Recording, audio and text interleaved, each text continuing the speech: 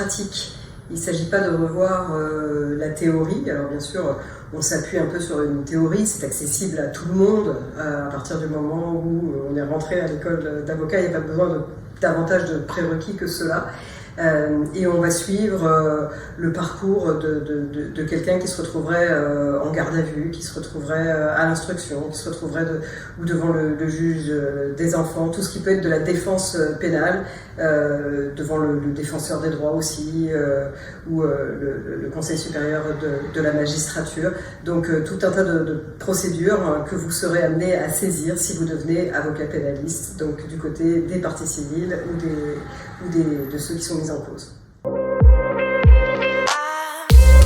L'avocat pénaliste a vraiment cette image de l'avocat qui est en robe, l'idée de cet avocat qui traverse comme ça les décennies ou les siècles.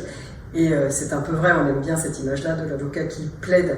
Ce qui est sûr, c'est que tout le monde peut le faire à partir du moment où on a envie et où on va aller chercher en soi le désir de défendre. Donc je crois qu'il n'y a vraiment pas de prérequis pour venir faire le parcours de l'avocat pénaliste, sauf ce désir de s'intéresser à la patte humaine et ensuite allier cette patte humaine avec le droit. Les débouchés, c'est évidemment pour être avocat pénaliste, donc du droit pénal, mais le droit pénal, ça se décline beaucoup. Il y a du pénal de droit commun, on appelle ça le pénal un peu dur, où on va aller en prison, et puis il y a le pénal des affaires, il y a le pénal fiscal, le pénal de l'environnement, enfin il y a beaucoup de matières en fait qu'on peut découvrir au fil du temps, et même dans une même carrière, on ne reste pas cloisonné.